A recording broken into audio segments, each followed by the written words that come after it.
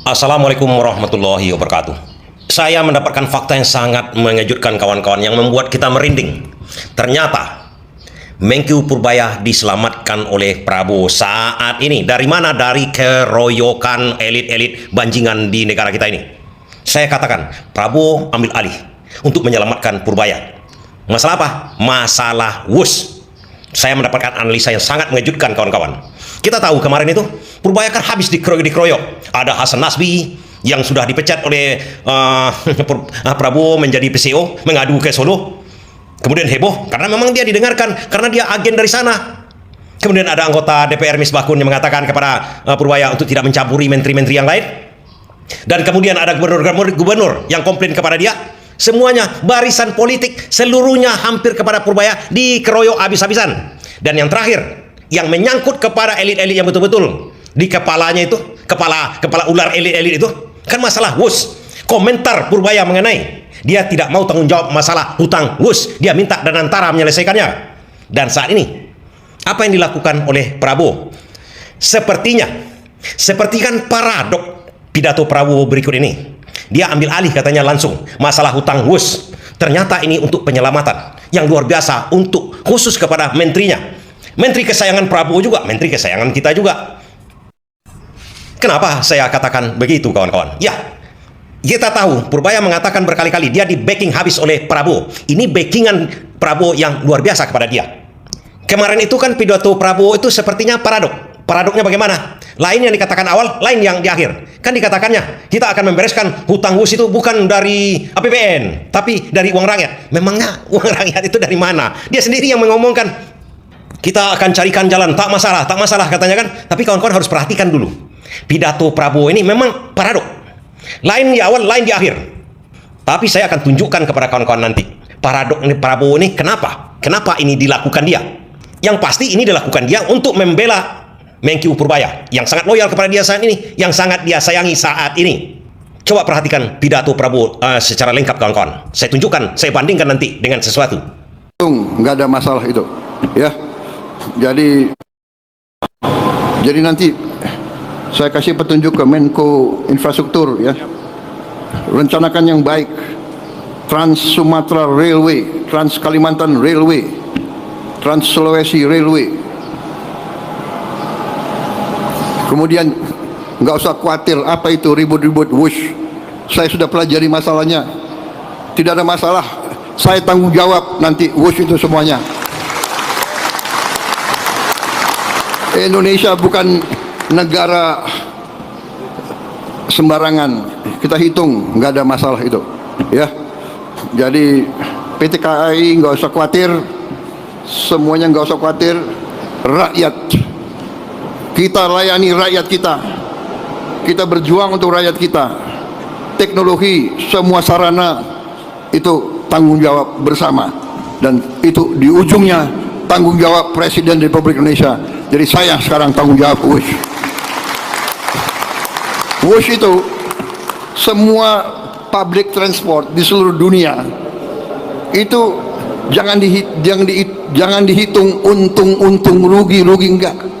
Hitung manfaat enggak untuk rakyat. Di seluruh dunia begitu. Ini namanya public service obligation. Ada yang menyarankan, tadi disampaikan oleh Menteri Perhubungan, semua kereta api kita pemerintah subsidi 60%, rakyat bayar 20%. Ya ini kehadiran negara. Ini kehadiran negara. Dari mana uang itu? Uang itu dari uang rakyat. Uang itu dari pajak. Uang itu dari kekayaan negara. Makanya kita harus mencegah semua kebocoran. Kita sungguh-sungguh harus hentikan penyelewengan dan korupsi. Uang rakyat nggak boleh dicuri, karena akan kita kembalikan kepada pelayanan untuk rakyat. Jadi jangan khawatir, saya sudah sampaikan semua. Saya sudah pelajari masalahnya. Indonesia sanggup dan itu wajar semuanya itu, ya. Jangan dipolitisasi. Jangan kita menari di gendangnya orang. Mungkin ada fiak-fiak dari nggak tahu dari mana yang ingin selalu menimbulkan kecemasan rakyat. Nggak asal, tenang-tenang aja, ya. Bangsa kita kuat, bangsa kita kaya.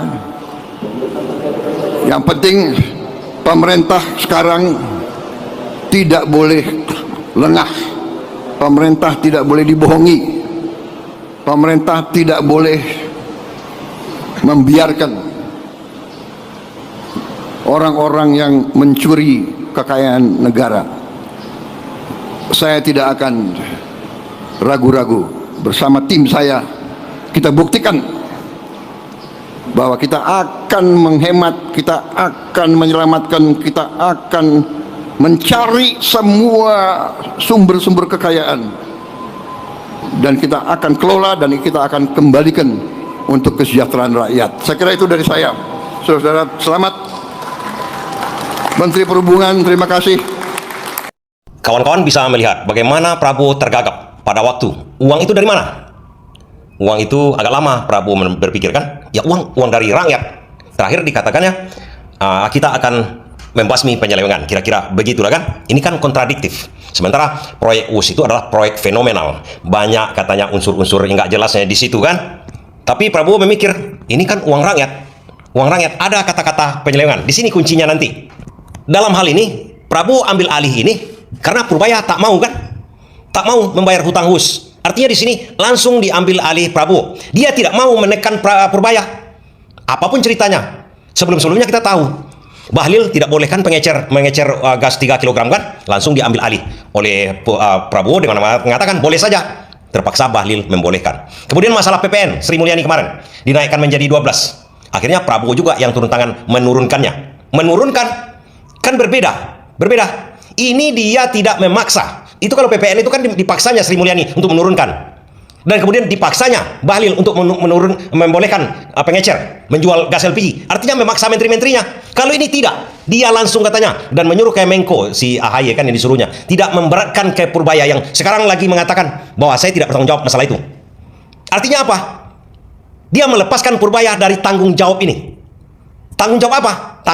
Tanggung jawab dihujat oleh rakyatnya. Ini ada menteri dia yang sekarang lagi naik daun. Dia akan promosikan. Dia akan dukung seterus-terusnya, sekuat-kuatnya. Dia tidak mau memaksa. Kalau seandainya dia paksa Purbaya, terpaksa Purbaya menelan ludahnya, kan? Malu sebagai menteri. Malu Purbaya, kan? Dia tidak mau mempermalukan menterinya. Dia ambil, dia suruh yang lain mengurus masalah ini. Walaupun resikonya dia sendiri dipermalukan. Artinya dia ambil tanggung jawab. Mau dipermalukan seperti tadi itu, kan? Uang dari rakyat juga yang dipakai untuk itu. Saya yang tanggung jawab, saya menanggung malu. Itu menurut Prabowo. Tapi kenapa itu dilakukan oleh Prabowo? Saya mendapatkan satu video, kawan-kawan, di mana Prabowo tak gentar. Apapun ceritanya, kalau demi nasionalisme kita ini, demi NKRI, kalau kuncinya, kalau sudah masalah kedaulatan, Prabowo ini tak beranjak 1 inci pun. Dan di sini dia membela Purbaya itu, masalah WUS ini masalah kedaulatan juga rupanya, kawan-kawan. Kenapa? Kita lihat dulu. Pada waktu Prabowo diangkat baru-barusan menjadi menteri. Kalau baru menjadi menteri, biasanya menteri ini selalu dirujak oleh DPR. Kalau kemarin Purbaya sama dengan Prabowo pada waktu rapat kerja pertama dengan DPR, dia rujak langsung DPR, dia meniru Prabowo sebetul-betulnya. Kalau Prabowo pada waktu 2019 diangkat menjadi Menteri Pertahanan oleh Jokowi, padahal sebelumnya kan bersaingan. Itu partai yang sangat berkuasa, habis merujak dia. Tapi alih-alih dia yang mau dirujak, dia yang mau ditekan, DPR sendiri yang bertengkar di situ. Dia tidak mau. Kuncinya, kawan-kawan, nanti videonya berikut ini Prabowo dengan anggota DPR baru pertama diangkat menjadi Menteri Pertahanan itu. Intinya, kalau udah masalah kedaulatan, nyawa pun diserahkan dia. Pertahanan kembali beredar di media sosial. Video tersebut adalah momen ketika Prabowo Subianto melakukan rapat kerja dengan Komisi 1 DPR RI pada 11 November 2019 silam. Saat itu sejumlah anggota Komisi 1 DPR mencecar Prabowo Subianto untuk membuka data lengkap soal anggaran pertahanan. Hanya saja Prabowo Subianto tetap dengan komitmennya bahwa data anggaran pertahanan tak bisa dibuka di ruang publik. Ia pun menghendaki sidang dengan Komisi 1 diselenggarakan dengan tertutup. Namanya lembaga legislatif dia terbuka. Ini forum terbuka, forum rapat terbuka.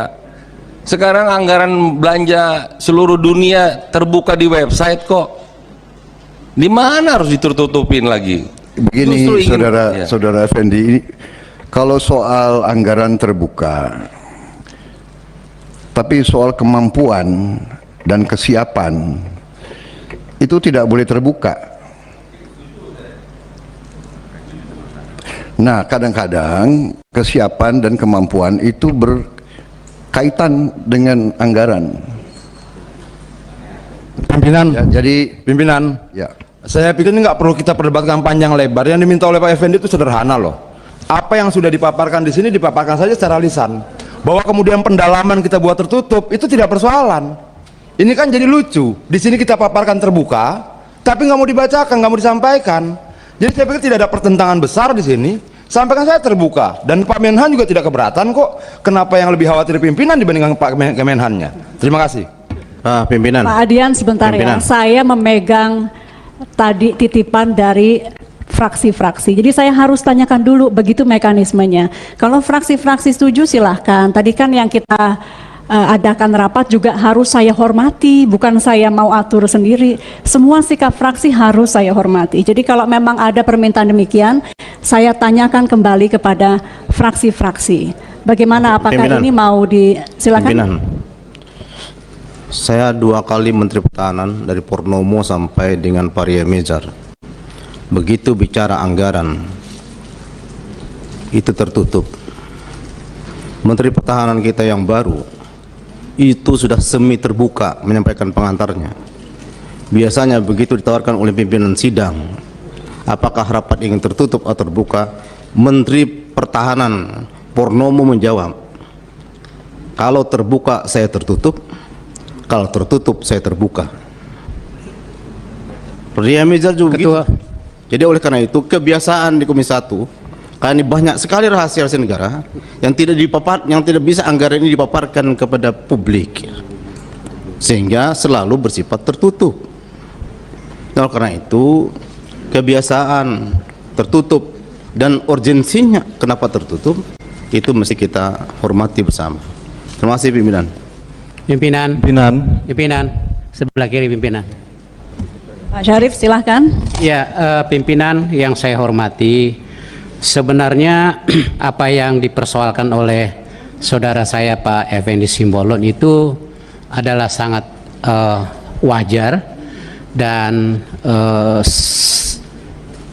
yang dimaksudkan tentu ada hanya outline-nya saja. Nah, di sisi lain sebenarnya Pak Menhan ini sudah siap untuk memaparkan itu. Kita bisa lihat dari konsep pemaparan Menhan di halaman 4 itu sebenarnya sudah disampaikan, tetapi mungkin terlompat. Jadi sebenarnya tidak ada masalah dalam hal ini. Kita persilahkan saja kepada saudara Menhan untuk memaparkan kembali, karena ini agak terlompat ini, ya. Jadi terjadi lompatan sehingga seakan-akan tidak dipaparkan. Jadi saya pikir Pak Ibu Ketua, kita persilakan saja saudara Menhan, dan ternyata saudara Menhan juga siap untuk memaparkan. Nah, saya pikir ini lebih bijaksana Ibu Ketua. Terima kasih. Assalamualaikum warahmatullahi wabarakatuh. Waalaikumsalam. Terima kasih. Kalau disepakati, kemudian kita berikan waktu Pimpinan. pada Kalau boleh saya menambahkan pimpinan, kita Fraksi sesuaikan Gerindra, silakan. dengan kesepakatan yang tadi kita ambil di pada saat Kapoksi berkumpul. Namun jika oleh rekan-rekan sekalian dirasa ada hal-hal yang perlu disampaikan, saya kira keputusan tersebut kalau boleh disampaikan, diambil oleh Menhan, karena beliau yang paham juga hal-hal mana yang seharusnya disampaikan dalam rapat ini secara terbuka dan mana yang tertutup. Saya kira itu. Terima kasih. Baik, terima kasih. Kalau begitu rasanya sudah sepakat semua. Pak Menhan silahkan menambahkan jika dirasa dalam paparan, karena saya belum cek keseluruhan paparan, jika dalam paparan tersebut ada yang bersifat rahasia, mohon tidak untuk disampaikan. Pimpinan kanan, Iya, pimpinan Pak interupsi. Ini Ya, sudah diputus, ya gimana? ya, usul saja pimpinan, kan tadi untuk mencari jalan tengahnya, baiknya kalau boleh kami usul, kan di sini di paparan mengenai anggaran itu ada di slide 8, 9, dan 10. Kalau 8 dan 9 ini kan sudah kita putuskan sudah menjadi undang-undang APBN, itu mungkin boleh disampaikan. Tetapi di 10 sampai ke belakang itu kan ada rencana postur.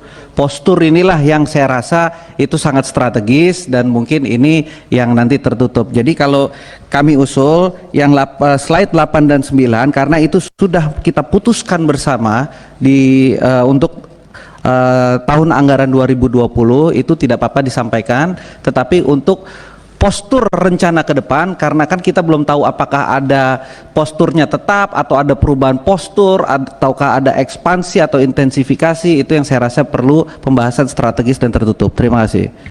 baik, demikian Bapak Menhan, saran dan masukan dari Bapak Ibu yang terhormat anggota Komisi 1. Monggo Pak Menhan melihat di mana yang dirasa mungkin bersifat tertutup dan terbuka, dan untuk Bapak kita berikan tambahan waktu untuk menjelaskan. Silakan. Baik, jadi memang masalah APBN itu sudah umum dan saya kira pihak manapun bisa mempelajari. Namun sebagai penyelenggara di bidang pertahanan keamanan negara, seharusnya kita selalu prudent, hati-hati, cautious, dan sedapat mungkin mempersulit pihak non-Indonesia untuk terlalu mengerti dan memahami kondisi pertahanan kita. Ini sifat yang harusnya diambil oleh semuanya. Itu pendapat saya. Kalau kita mau bicara soal anggaran, yang penting bahwa pemerintah itu bertanggung jawab. Yang penting adalah bahwa kita diawasi. Yang penting adalah bahwa lembaga legislatif, saudara-saudara, yang mewakili kekuatan rakyat, yang mewakili rakyat, kedaulatan rakyat, saudara yang perlu untuk benar-benar menguasai. Jadi sedapatnya saya sebetulnya mengira bahwa seluruhnya ini adalah tertutup, sebagaimana menhan-menhan yang dulu, ya kan? Jadi itu sikap saya. Kalau kita mau ulangi soal anggaran bisa. Maksudnya apa? Maksudnya kan kita sudah tahu anggarannya 131 sekian. Komponennya kita sudah tahu. Tapi kalau memang dibutuhkan, saya siap. Tapi kalau saya merasa saya ditekan untuk terlalu terbuka, saya tidak akan lakukan. Baik. Saya bertanggung jawab kepada Presiden Republik Indonesia, dan tapi bersedia kepada saudara-saudara apa saja secara tertutup saya bersedia. Tapi maaf, saya tidak akan mau bicara terlalu terbuka. Karena ini adalah rahasia negara. Kawan-kawan bisa melihat masalah kedaulatan itu erat dengan pertahanan negara. Kalau rahasia pertahanan negara diumbar di DPR dengan rapat terbuka kepada masyarakat, ada agen-agen intel lain dari asing yang sangat mudah melihatnya. Bahkan kalau acara tertutup pun, asing pun bisa mengorek informasi seperti itu. Ini berbahaya, menyangkut kedaulatan kita. Kan itu yang ditekankan oleh Prabowo. Dia tidak mau bergeser sedikit pun.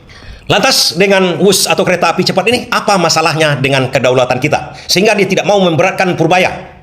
Sehingga Purbaya harus diselamatkan dari itu. Dia yang ambil. Dia ambil resiko untuk itu. biar saja dia dirujak oleh netizen ataupun dimaki-maki oleh rakyatnya yang ingin diselamatkan dia. Yang ingin diselamatkannya masalah apa? Ya, masalah WUS ini. Karena menurut Mahfud MD, perjanjian antara Cina dengan negara-negara lain itu ada klausul yang dirahasiakan, di mana klausul itu tidak diberikan ke publik Indonesia, ke DPR pun tidak diberikan klausul tersebut. Klausulnya apa? Klausulnya, kalau ada pinjaman luar negeri ke Cina tersebut, seperti kereta cepat ini, ada aset Indonesia yang dijaminkan, aset negara yang dijaminkan. Seperti Sri Lanka, dia menjaminkan pelabuhannya, sehingga kalau gagal bayar, dan disengaja memang kadang-kadang untuk gagal bayar agar pelabuhannya bisa diambil. Dan ini menurut survei, kata Mahfud MD. Yang mensurvei bukan Mahfud MD, tapi pihak internasional. Makanya negara-negara lain takut sebenarnya berhutang kepada Cina. Agus Pambagio sempat memberikan ilustrasi bagaimana kalau Sri Lanka kemudian gagal bayar, kemudian di akhirnya kehilangan satu pelabuhan. Menurut Prof. Mahfud, apakah itu mungkin terjadi di Indonesia? Ya, itu yang menyampaikan orang lagi-lagi menuding saya, Pak Mahfud tuh kok terlalu jauh bicara Sri Lanka dan Natuna. Itu kan yang bilang Agus Pambagio di TV Anda kan. Iya. Lalu saya kutip, dan itu memang sesudah saya baca-baca, memang ada satu penelitian terhadap dokumen-dokumen kontrak Cina yang dilakukan oleh The People's Map .net di Jerman, ya, Deutsche Welle namanya, lembaga penelitiannya itu menyebut di dalam kontrak Cina itu dari 142 kontrak sering ada perintah, sering ada klausul bahwa semua ini rahasia dan negara peminjam harus menjaminkan sesuatu yang hanya disimpan oleh pihak Cina. Nah, jangan-jangan itu yang terjadi gitu. Tapi saya hanya menyampaikan aja hasil studi terhadap 142 kontrak Cina terhadap 24 negara yang diancam dengan itu, bahwa kalau Anda mau dengan saya nanti, kalau gini loh isinya, kalau nanti negara Anda mengubah kebijakan hukum, maka Anda dianggap wan prestasi. Ya. Kalau ada hubungan diplomatik putus, siapapun yang memutuskan, maka Anda dianggap wan prestasi. Artinya bisa diambil sepihak kan, gitu. Ya. Saya tidak tahu. Itu hasil studi yang bisa dibaca. Nanti kalau perlu saya sampaikan linknya lah, gitu. Oke. Jadi dengan mudah kita bisa melihatnya. Tindakan Prabowo kemarin masalah hutang WUS itu sebenarnya menyelamatkan Purbaya. Kalau Purbaya yang menghandle ini, kemudian dia mungkin nanti mau membayar atau tidak membayar, kan Purbaya yang dihujat masyarakat. Ini masalahnya transportasi publik yang sangat merugikan. Ada markup di situ. Walaupun ya markup itu dilakukan oleh pemerintahan sebelumnya, tapi Purbaya akan pusing kan. Kemudian kalau bisalah dia menegosiasikan, dia tetap akan dirujak oleh lawan-lawan politiknya. Dan memang pada saat sekarang, di saat Purbaya berhasil membangkitkan harapan masyarakat yang terpuruk, masalah ekonomi kemarin, kan sekarang berhasil diangkat oleh Purbaya sebenarnya. Harapan masyarakat untuk pemerintahan Prabowo. Tujuan Purbaya saat ini satu cuma, dari kata-katanya bisa kita lihat. Saya ingin memulihkan kepercayaan masyarakat kepada Prabowo. Cuma itu aja yang dikatakannya kan. Dari situ bisa kita lihat. Sebenarnya, trik dari Prabowo sebenarnya menyelamatkan Purbaya agar yang tadi itu tidak terbongkar. Ya, walaupun ada perjanjian seperti itu ataupun tidak ada perjanjian seperti itu, kalau sampai gagal bayar atau tidak dibayar, toh harusnya nanti dibayar juga ya. Namanya hutang harus dibayar, apalagi ada jaminan seperti kata Mahfud MD tadi itu. Ini lebih parah lagi. Atau misalnya Prabowo mengikuti saja kata-kata Purbaya dari awal, suruh Danantara membayarnya. Sementara Danantara ini sudah merasa menjadi menteri juga, karena ini orbitan dari Prabowo, orang-orang partai dia yang duduk di Danantara itu kita tahu, ada Jokowi, ada macam-macam orangnya, makanya Prabowo ambil alih. Sebenarnya tujuan Purbaya kan dari awal begini kawan-kawan. Dia meminta Danantara membayarnya dengan dividen 90 triliun setahun, hanya membayar 1,2 triliun setahun, kan itu enteng sama Danantara. Danantaranya keberatan, ini permainan politik ini kawan-kawan. Permainan politik, ditekanlah Menteri Purbaya ini. Sementara Prabowo mengharapkan Purbaya memang sudah terbukti menaikkan tingkat harapan masyarakat kepada Prabowo, kan kepercayaan masyarakat kepada Prabowo. Ini ditekan oleh elit-elit Danantara. Di sini sebenarnya permainan, makanya Prabowo ambil alih. Bukan Purbaya yang dimintanya, sementara Danantara meminta Purbaya yang bayar melalui APBN kan? Oh tidak, jangan ganggu menteri saya, kan itu sepertinya yang kata Prabowo. Oke, saya ambil alih. Saya tugaskan menteri ini, AHY, yang lebih tinggi lagi dari Danantara. Hanya sesederhana itu kawan-kawan kalau kita melihatnya. Oh, masalah markup, masalah ISIS, segala macam itu nantilah itu urusannya kan. Itu pasti akan terbongkar nanti. Yang penting sama Prabowo, kalau ada jaminan-jaminan seperti itu, yang mungkin tidak diketahui oleh Prabowo dari awal. Sekarang Prabowo sudah mengetahui semuanya, rahasia negara kita ini sudah dipegang oleh Prabowo saat ini. Bisa jadi ada jaminan seperti itu yang dilihat oleh Prabowo. Oh, ini berbahaya bagi kedaulatan negara. Ini harus diambil alihnya. Biar untuk kedaulatan negara, Prabowo bersedia mau dicaci maki, bahkan nyawa pun mau diberikannya kan? Kan itu kuncinya sebenarnya. Jadi tindakan Prabowo kemarin itu sebenarnya tujuannya pertama adalah menyelamatkan menterinya, kemudian menyelamatkan kedaulatan negara. Bravo, terima kasih.